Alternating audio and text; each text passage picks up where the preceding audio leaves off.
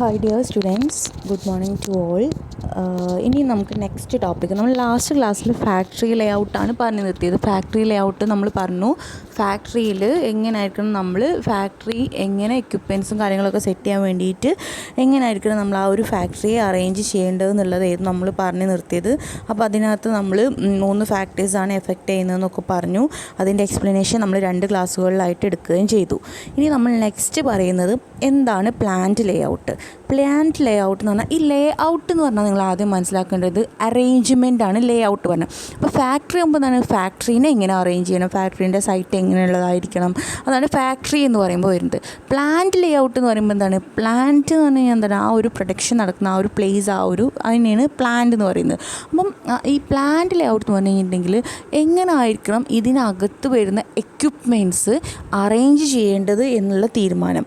Plan layout എന്ന് പറഞ്ഞാൽ physical arrangement എന്തിൻ്റെയൊക്കെ ഒരു മെഷീൻസ് മാത്രമല്ല, മെഷീൻസ് അതുപോലെ തന്നെ വേറെ എന്തെങ്കിലും എക്യുപ്മെൻറ്റ്സ് ഉണ്ടെങ്കിൽ അത്, പിന്നെ എന്തെങ്കിലും ഇൻഡസ്ട്രിയൽ ഫെസിലിറ്റീസ്, ഇപ്പോൾ ഫ്ലോറിൽ എന്തെങ്കിലും ഫെസിലിറ്റീസ് അറേഞ്ച് ചെയ്യണമെങ്കിൽ അതൊക്കെ എങ്ങനെ ആയിരിക്കണം, അത്രയും എഫിഷ്യൻ്റായിട്ടും എഫിഷ്യൻസി ഉള്ളതോട് കൂടിയിട്ടായിരിക്കണം നമ്മൾ എന്ത് ചെയ്യേണ്ടത്, ഇത് അറേഞ്ച് ചെയ്യേണ്ടത്, ഇത് ഹാൻഡിൽ ചെയ്യേണ്ടത്.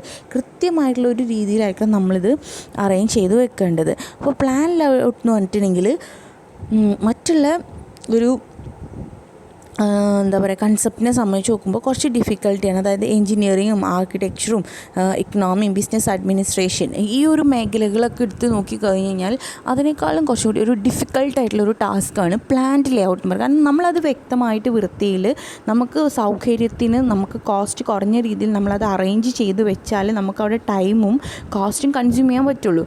അല്ലാന്ന് വെച്ച് കഴിഞ്ഞാൽ നമുക്ക് ഒരുപാട് എക്സ്പെൻസ് എന്ത് ചെയ്യും അതിനകത്ത് വരും. ഒരുപാട് സമയം എംപ്ലോയീസ് അങ്ങോട്ടും ഇങ്ങോട്ടും മൂവ്മെൻറ്റ്സ് വന്നു കഴിഞ്ഞാൽ നമ്മളെ പ്രൊഡക്ഷൻ അത് ബാധിക്കും. ഒരുപാട് സമയം അങ്ങോട്ടും ഇങ്ങോട്ടും മൂവ്മെൻറ്റ്സ് ആയി കൂടുതലായി കഴിഞ്ഞ് കഴിഞ്ഞാൽ നമ്മൾ വെറുതെ എംപ്ലോയീസിന് സാലറി കൊടുക്കുന്ന അവസ്ഥ വരും. അപ്പോൾ ഇവിടെ കോസ്റ്റും ടൈമും ഒക്കെ നമുക്ക് കൺട്രോൾ ചെയ്യാമെങ്കിൽ നമ്മൾ കൃത്യമായിട്ട് നമ്മൾ ഈ ഒരു മെഷീൻസിനെ നമ്മൾ അറേഞ്ച് ചെയ്യണം. ഇതിനകത്ത് ജോർജ് ടെറി പറയുന്ന ഒരു ഡെഫിനിഷൻ പറയുന്നുണ്ട്. പ്ലാന്റ് ലേഔട്ട് എന്ന് പറഞ്ഞിട്ടുണ്ടെങ്കിൽ എന്താണ് വെച്ചാൽ arrangement of machines, work area and service area within a factory. ഫാക്ടറിനകത്ത് കൃത്യമായിട്ട് എല്ലാ മെഷീൻസും വർക്ക് ഏരിയയും അതുപോലെ തന്നെ സർവീസ്. ഇപ്പോൾ നമ്മൾ കിച്ചൺ എപ്പോഴും മുന്നിലാണോ കൊണ്ട് വെക്കുക, അല്ല ബാക്കിൽ വെക്കുക. അതെന്തുകൊണ്ടാണ് അതിൻ്റെ ആ ഒരു ഏരിയ നമ്മൾ അങ്ങനെ സെറ്റ് ചെയ്യുന്നത്. അപ്പോൾ ആ കിച്ചൺ ബാക്കിലാവുന്ന സമയത്ത് ആദ്യം തന്നെ അടുപ്പാവുണ്ടാവും, ഇല്ല അവർക്ക് വർക്ക് ചെയ്യാനുള്ള ഒരു ഏരിയ ഉണ്ടാവും, പിന്നെ അടുപ്പുണ്ടായിരിക്കും, പിന്നെ അടുപ്പിനോട് അടുപ്പിച്ച് തന്നെ ആ അടുപ്പിലേക്ക് കത്തിക്കാനുള്ള സാധനങ്ങൾ അതൊക്കെ കൃത്യമായിട്ട് എന്ത് ചെയ്യും ഇതാക്കിയിട്ടുണ്ട്. അതുപോലെ അടുപ്പിൻ്റെ അടുത്ത് നിൽക്കാൻ ഒരാൾക്ക് നിൽക്കാനുള്ള സൗകര്യം, അങ്ങനെ നമ്മൾ എല്ലാ കാര്യങ്ങളും എന്തിനാ അറേഞ്ച് ചെയ്ത് ആൾക്ക് നിൽക്കാൻ സ്ഥലമില്ലാതെ അടുപ്പ് ഇങ്ങനെ കത്തിക്കാൻ കഴിയില്ല. അപ്പോൾ അതേപോലെ നമ്മളൊരു കാര്യം സെറ്റ് ചെയ്യുമ്പോൾ നമ്മളെ സൗകര്യം അല്ലെങ്കിൽ നമുക്ക് എങ്ങനെ ആ വർക്ക് ചെയ്യേണ്ടത് അതിനനുസരിച്ച് വേണം നമ്മൾ എന്ത് ചെയ്യേണ്ടത് അറേഞ്ച്മെൻറ്റ്സ് ആ ഒരു രീതിയിൽ നടത്തണമെങ്കിൽ. പിന്നെ ഹോർലിൻ്റെ ഒരു ഡെഫിനേഷനും കൂടിയുണ്ട്. പ്ലാൻ ലേഔട്ട് എന്ന് പറഞ്ഞിട്ടുണ്ടെങ്കിൽ ഇതന്നെ പറയുന്നത് ഫിസിക്കൽ റിലേഷൻഷിപ്പാണ്. അതിനകത്ത് ബിൽഡിങ്ങും എക്യുപ്മെൻറ്റും പ്രൊഡക്ഷനും ഇത് മൂന്നും തമ്മിലുള്ള ഒരു ഫിസിക്കൽ റിലേഷൻഷിപ്പിനെ കൃത്യമായിട്ട് ഡെവലപ്പ് ചെയ്യുക. എന്തിനു വേണ്ടിയിട്ടാണ്? For the purpose of manufacturing process.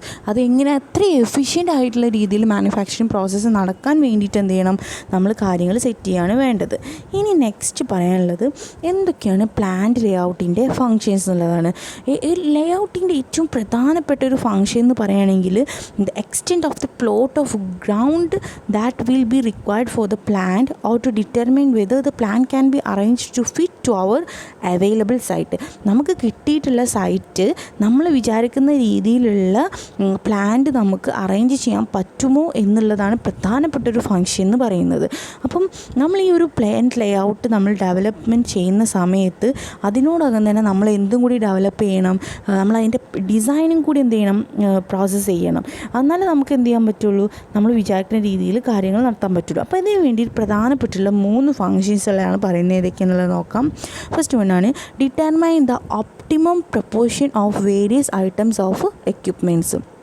എന്തൊക്കെ ഐറ്റംസ് ആണ് വരുന്നത്, എക്യുപ്മെൻറ്റിൽ എന്തൊക്കെ ഐറ്റംസുകൾ വരുന്നത്, എന്തൊക്കെ പ്രൊപ്പോർഷൻസ് ഉണ്ട് എന്നുള്ളത് നമ്മൾ എന്ത് ചെയ്യണം മനസ്സിലാക്കി വെക്കണം. Determine whether gravity flows or pumps are desired for liquid transport.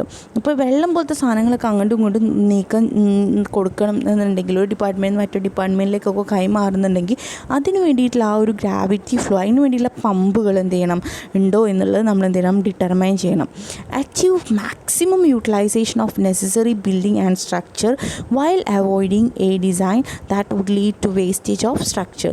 നമ്മൾ ഡിസൈൻ ചെയ്യുന്ന സമയത്ത്, ബിൽഡിംഗ് ഡിസൈൻ ചെയ്യുന്ന സമയത്ത് മാക്സിമം യൂട്ടിലൈസേഷനോട് കൂടിയിട്ടായിരിക്കണം നമ്മൾ ബിൽഡിങ് ഡിസൈൻ ചെയ്യേണ്ടത്. നമ്മൾ എന്ത് ചെയ്യണം, ഒരിക്കലും അതിൻ്റെ സ്ട്രക്ചർ എന്താണ്, നമ്മൾ ഡിസൈൻ ചെയ്യുന്ന സമയത്ത് അതിൻ്റെ സ്ട്രക്ചർ കൃത്യമായിട്ടായിരിക്കണം. അതുപോലെ തന്നെ വേസ്റ്റേജ്, സ്ട്രക്ചറിനകത്ത് വേസ്റ്റേജ് ഒന്നും ഇല്ലാതെ വേസ്റ്റേജൊക്കെ ഒഴിവാക്കുന്ന രീതിയിലായിരിക്കണം നമ്മൾ എന്ത് ചെയ്യേണ്ടത്, അതിൻ്റെ സ്ട്രക്ചർ രൂപം ചെയ്യേണ്ടത്. അതായത് കുറേ വേസ്റ്റ് ആയിട്ടുള്ള കുറേ സ്ഥലങ്ങളൊന്നുമില്ലാതെ ഉള്ള സ്ഥലങ്ങളൊക്കെ മാക്സിമം നമുക്ക് വേണ്ട രീതിയിൽ യൂട്ടിലൈസ് ചെയ്യാൻ പറ്റുന്ന രീതിയിലായിരിക്കണം നമ്മൾ ആ ബിൽഡിങ്ങിനെ സെറ്റ് ചെയ്യേണ്ടത്. കുറേ വേസ്റ്റ് പ്ലേസസ്, കുറേ ആവശ്യമില്ലാത്ത സ്ഥലങ്ങളൊന്നും ഉണ്ടാക്കിയിടാതെ എല്ലാ സ്ഥലങ്ങളും നമ്മൾ ആവശ്യത്തിന് ഉപയോഗിക്കാൻ പറ്റുന്ന രീതിയിൽ അത്രയും വലുപ്പത്തിലുള്ളത് ഉണ്ടാക്കുക. വെറുതെ കുറേ സ്പേസ് ഉണ്ടാക്കിയിട്ട് അത് ഒരുപാട് സമയം അല്ലെങ്കിൽ ഒരുപാട് കോസ്റ്റ് ഉണ്ടാക്കുന്ന രീതിയിൽ ആവാൻ പാടില്ല. മാക്സിമം നമുക്ക് ടൈമും കോസ്റ്റും കൺസ്യൂം ചെയ്യാൻ നമുക്ക് പറ്റണം.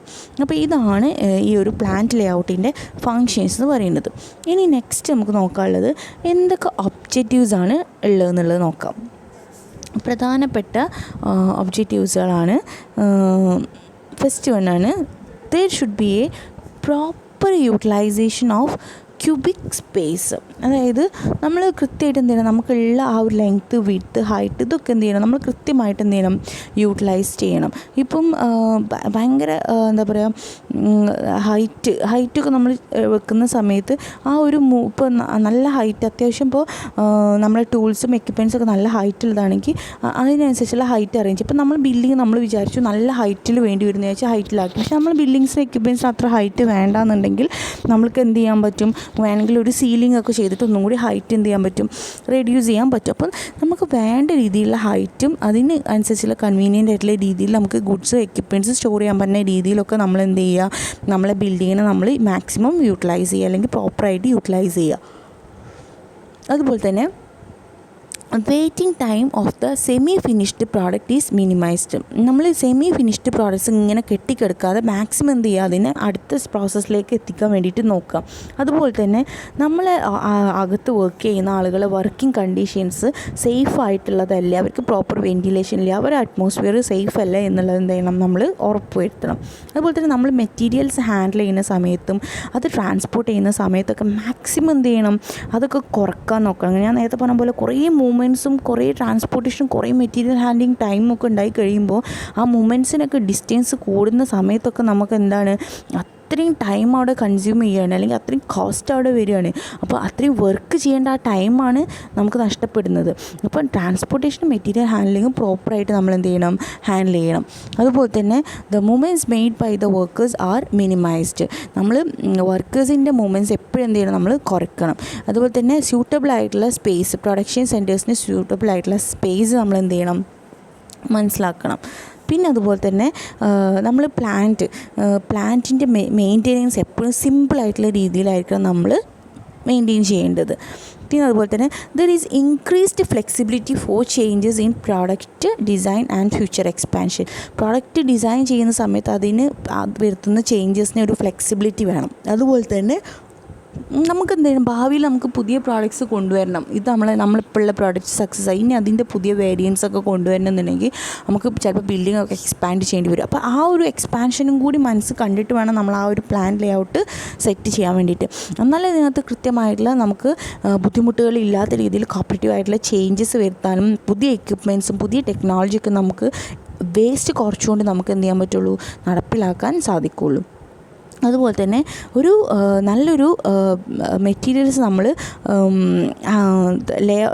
ഹാൻഡിൽ ചെയ്യുന്ന സമയത്ത് ഒരു ഗുഡ് ലേ ഔട്ട് ആണെങ്കിൽ ആ മെറ്റീരിയൽസ് എന്ത് ചെയ്യാണ്, അതിൻ്റേതായിട്ടുള്ള സ്പീഡിൽ നമുക്ക് എന്ത് ചെയ്യാൻ പറ്റും, ഒരു ഡിപ്പാർട്ട്മെൻറ്റ് മറ്റൊരു ഡിപ്പാർട്ട്മെൻറ്റിലേക്ക് എത്തിക്കാൻ പറ്റും. എങ്ങനെ, വിത്ത് ദ ലോവസ്റ്റ് കോസ്റ്റ്. ഞാൻ ഇതിൽ രണ്ട് കാര്യം പ്രധാനമായിട്ട് പറയുന്നത് കോസ്റ്റും ടൈമും. ഇത് റെഡ്യൂസ് ചെയ്യാനാണ് ഏറ്റവും ഇമ്പോർട്ടൻറ്റ് ഫാക്ടർ. കാരണം ഓരോ സമയം നമ്മൾ അവിടെ ചിലവാക്കുമ്പോഴും നമുക്ക് അത്രയും പ്രൊഡക്ഷനാണ് എംപ്ലോയീസ്, അതിനും പ്രൊഡക്ഷന് അതിന് അവർക്ക് എത്തിച്ചേരാൻ പറ്റാതെ ആ പ്രൊഡക്ഷൻ എന്തെയും ബാധിക്കും. പിന്നെ ഇത് ട്രാൻസ്പോർട്ട് ചെയ്യാനൊക്കെ ഒരുപാട് സമയം ചിലവേറിയതാണെങ്കിൽ എന്താണ് അത്രയും കോസ്റ്റ് എന്ത് ചെയ്യും ഇതിനകത്ത് വരും. അതുപോലെ തന്നെ there is increased productivity and better product quality with reduced capital cost. ക്യാപിറ്റലിൻ്റെ കോസ്റ്റ് നമുക്ക് കുറക്കാൻ പറ്റി കഴിഞ്ഞാൽ പ്രൊഡക്ടിവിറ്റിയും കൂട്ടാൻ പറ്റും, പ്രൊഡക്റ്റിൻ്റെ ക്വാളിറ്റി എന്ത് ചെയ്യാൻ പറ്റും, നമുക്ക് കൂട്ടാൻ പറ്റും.